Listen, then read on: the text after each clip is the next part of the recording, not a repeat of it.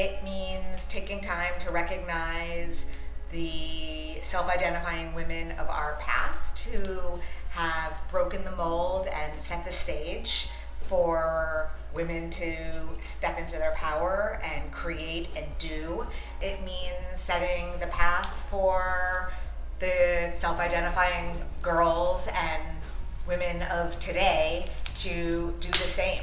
It's a time to honor, celebrate, and support each other, because one woman's success is a success for all women. Women's History Month is the importance of all the women who came before us, right? It's all the steps, all the changes, all the hard work, the fight, everything that happened in our past that made it possible for us to be here today and do the things we do, right? So Women's History Month is highlighting and remembering everything that happened before us and the importance that women had in our history and making things possible, because for so long our stories have not been able to be told and our stories have been forgotten. So Women's History Month is letting you know, like, can't forget that.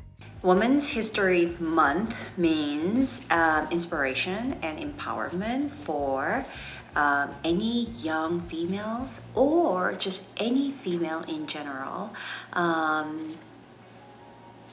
to achieve whatever their heart desires and to go for the dreams that they have in their mind and in their heart and just becoming unstoppable.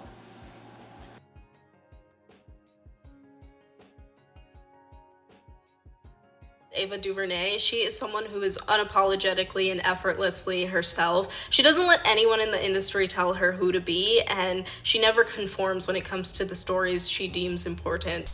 I know it sounds a little cliche to immediately start with my mother. Actually, there are a lot of women.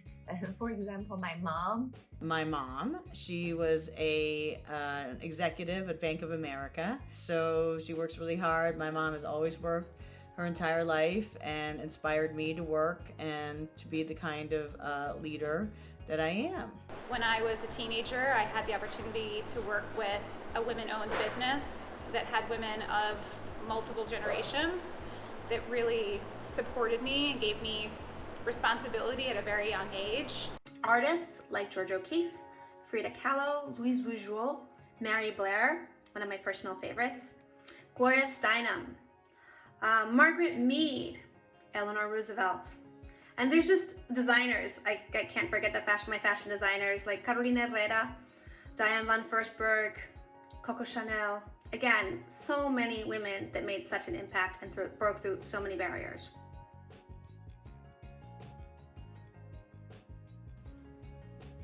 Handy dandy notebook, right? Since I am a poet, I write a lot, I read a lot, and I write more.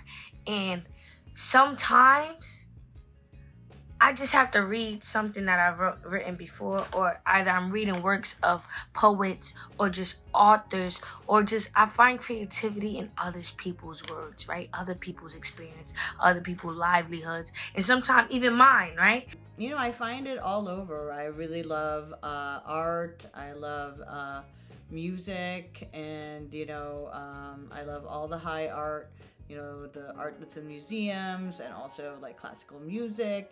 But I'm also really inspired by street art and music that that's more popular, and I think just kind of responding to the creativity that's all around you. I love musicals. So but my inspiration comes from, kind of like looking at something and then thinking, what if? Like, for instance, I have a book called Alex and Eliza that was inspired by my daughter's love of Elizabeth Schuyler from watching Hamilton.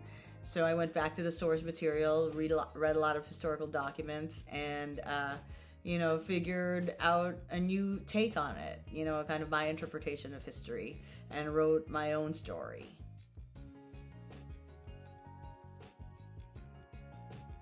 So here's the thing, as we get older, we actually forget to play, and that is not a good thing. So I actually relearned how to play about 3 years ago, And it's just about being out in the nature, sometimes being silly. Being silly is okay. Laughing, and not just like these fake smiles that we put on sometimes, but like belly laughing, like rolling over laughing, and just like even cracking up at silly jokes. Or this is a play right now, playing with slime. It's texture, it's scent, it's feeling, it's everything.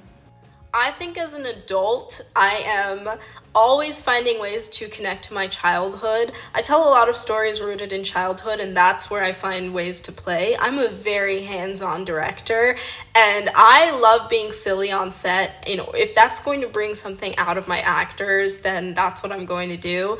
And in general, I just enjoy finding the less serious moments in life. I work so much, and then being able to play as an adult is truly important to me. That's literally my daily dose of inspiration. I hang out with my friends, I take a daily drive, and go to the parties and live concert, playing a lot of sports, and of course, playing with slime.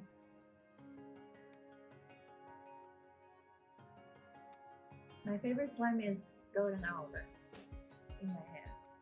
I love the color, and it smells really good. Vanilla pina colada, and the texture is a cloud, and you can really do so much about it. And it's really very sensational. I can't stop playing it every single day. I've been really loving our clears. I love the metallic colors that we can put into them. I also love the way that they pop and the bubbles that we can make.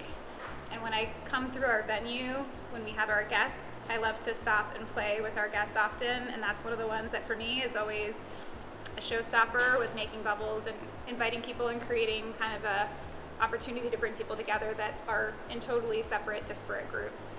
My favorite type of slime would be the cloud slime. I like it because it's nice and fluffy, and it leaves my hands smelling delicious. So I'm a huge fan of one of our original slimes that sort of comes and goes, but hot diggity.